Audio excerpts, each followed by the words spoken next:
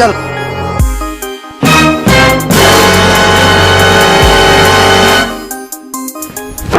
Emotional damage.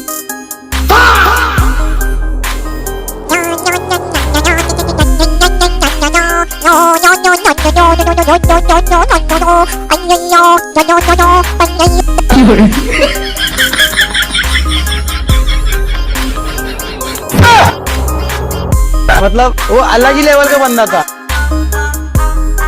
अरे बाप रे.